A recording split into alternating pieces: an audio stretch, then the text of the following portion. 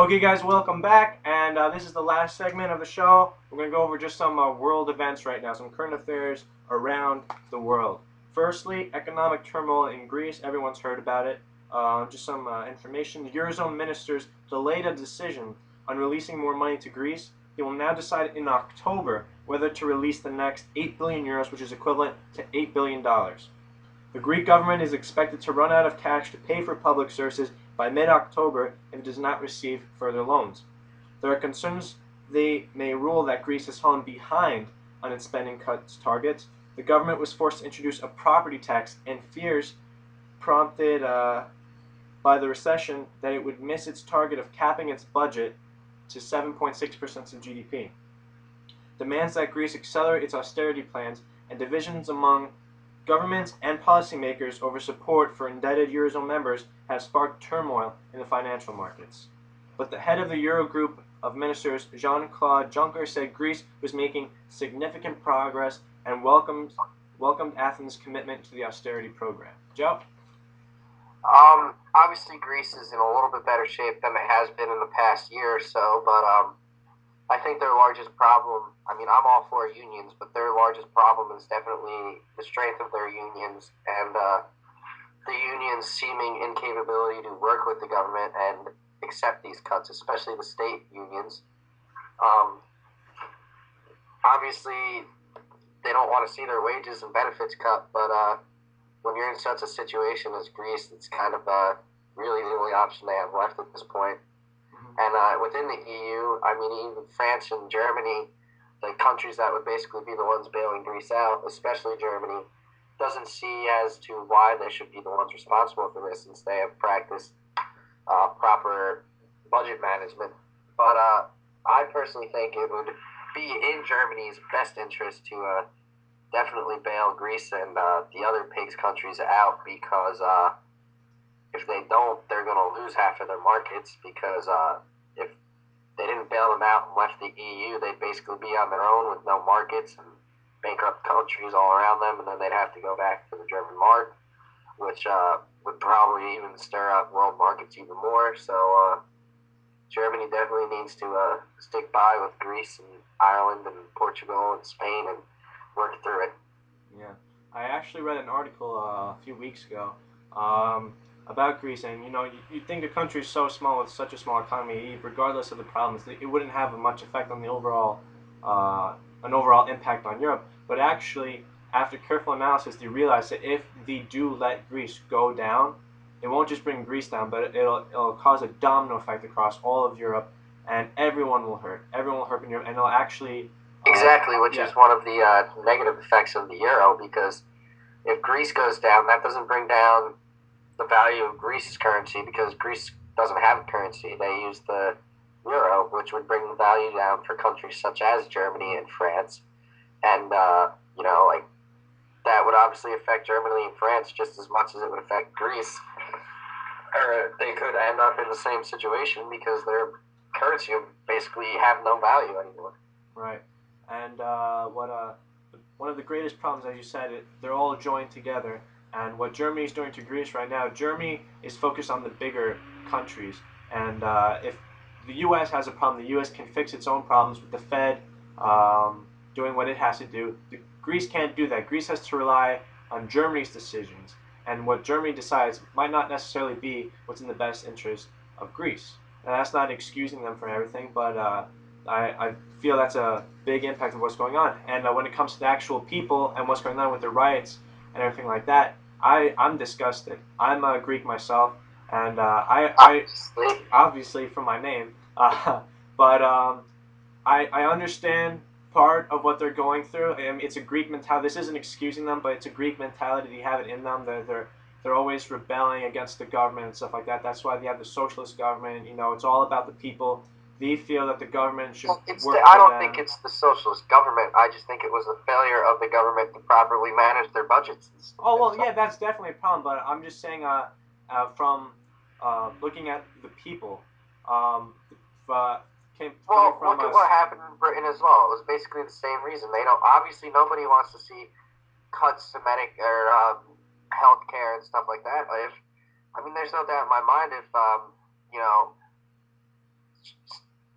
excuse my language, but stuff really hits the fan here, where cuts to Social Security, Medicare, Medicaid, and all that go through. Especially with the baby boomers reaching that age, I have no doubt that something like these riots would happen here. Yeah, that's another topic that I'd like to bring up. You know, again, Greece is almost the other side of the planet, and it's such a small country. But what's going on there? There really is a great possibility that it can happen anywhere else, any other place in Europe, and even America. What's going on in Greece shouldn't just be looked over. It should be carefully assessed and taken into consideration, because it really could happen to any country, especially in this economy. So, any other points you want to bring up, or would you like to move on to the next? Especially, let's say we did default on our debt. It wouldn't be just the European Union that would be affected; it'd be the entire world. So, it would definitely bring up. I mean, God, hope it doesn't happen. But if we did default on our debt, it would destroy the world economy, not just ours, as it's happening with Greece. It would destroy the world economy and probably set us back hundreds of years. Right. Very, very difficult situation. But we're going to move on now, and we're going to talk about the Libyan civil war. Right now, in an effort to hold on to the few remaining places they still control in Libya, Muammar Gaddafi's forces put up stiff resistance against Saturday as revolutionaries fought to wrest control of the loyalist strongholds of Sirte and Bani Walid. And I hope I'm pronouncing both of those correctly. The Libyan rebels have already won, so... Right. NATO planes, meanwhile, bombed targets in the Sirte area Friday. Gaddafi's forces unleashed hails of gunfire, using snipers in tall buildings to target their enemies. Expected support from Sirte residents from the anti-Gaddafi forces did not materialize, as loyalists fought house to house with unexpected intensity. The revolutionaries were forced to retreat after the chaotic urban warfare. The clashes contrasted with the scene in several Sahara Desert towns, much more sympathetic to the revolution, where people actually cheered the anti-Gaddafi forces as they made their way toward the southern city of Sabha.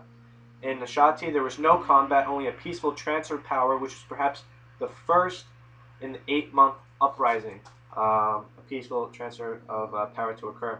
Rebels hope that Gaddafi is in one of the three cities, Sirte, Bani Walid, and Sabha, still in the throes of heavy fighting Saturday, so that he can be taken into custody.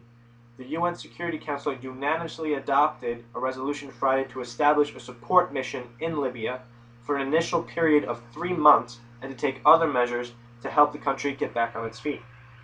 The mission's mandate includes restoring public security and order and promoting the rule of law, beginning efforts to write a constitution, set up elections, promoting and protecting human rights, and thawing the assets freeze that have been imposed on Gaddafi's government.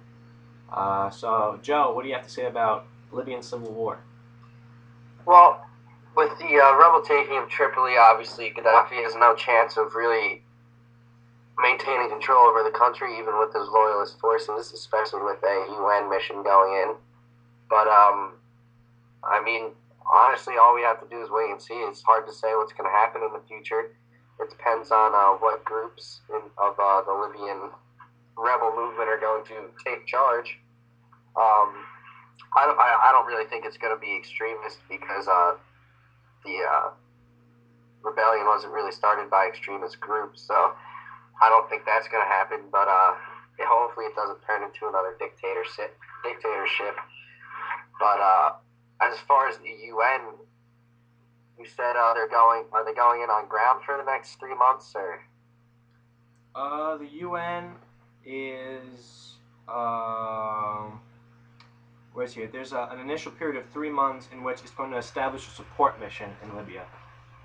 Okay. They didn't really expand much on what the support mission is, but as far as that goes, I definitely don't think the U.S. should be seriously involved with that.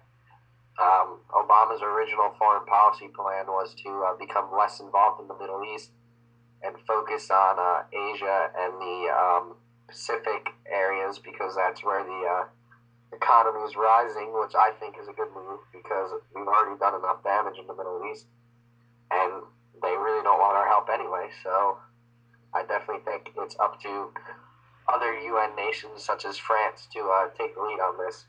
Mm-hmm. And another sticky, touchy issue the Israel and Palestine debacle right now. With the domino-like fall of authoritarian regimes in Tunisia, Egypt, and Libya, not forgetting the violent turmoil in Syria, it caught almost everyone by surprise and left Israeli politicians floundering for a coherent policy response. The Israeli government was criticized for its lukewarm response to what has been called the Arab Spring. Concerns about regional security and the rise of Islamic political parties were perhaps seen as more important than the politics in the Middle East. What does have Israel's full attention now is the issue of recognizing a Palestinian state.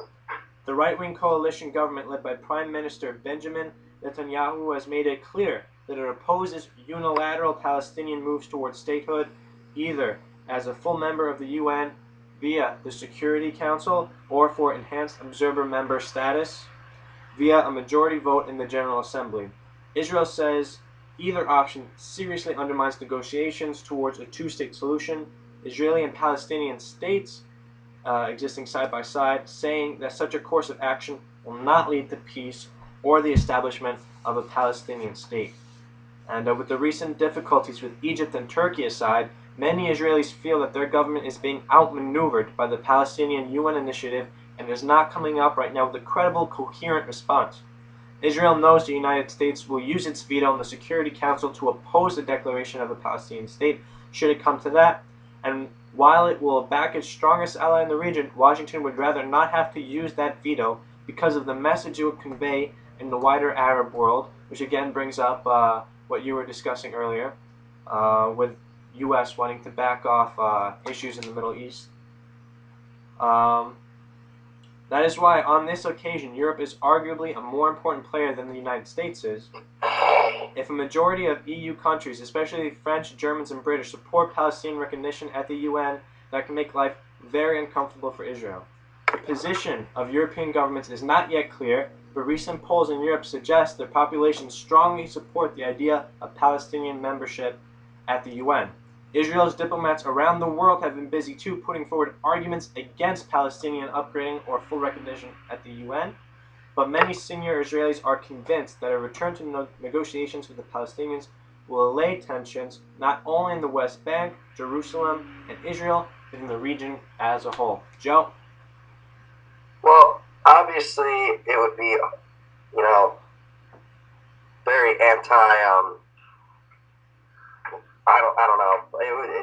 It would not be good if the U.S. had to use our veto because, with all the revolutions and the Arab Spring happening, if we had to use our veto to, show our support for Israel, that would definitely hurt our relations with the rebels in the Arab Spring countries. And, it's always confused me how we're the only country to support Israel wholeheartedly because it was countries like Britain that pushed for the forming of a Jewish state, and they're not even going to support them in this. But, this is such a complicated issue because obviously Israel has humanitarian issues with the Palestinians, which are known very clearly. And, I think the best solution would be a peace agreement between Israel and Pakistan, and not, even if Pakistan's granted, or not Pakistan, Palestinians are granted some sort of recognition in the UN, that's really not going to do much because obviously Israel isn't going to recognize it. So it really wouldn't. I think it really wouldn't accomplish much. If anything, I think it would bring tighter restrictions from the Israelis onto the Palestinians, which nobody wants to see. Mm-hmm. Right. Thorny topic there. And that wraps up for World News. Is there anything that you want to bring up, Joe? No, not really. No? Okay. We covered everything. Yeah. Well, that's it for... Hopefully I sounded like I know a little bit what I'm talking about.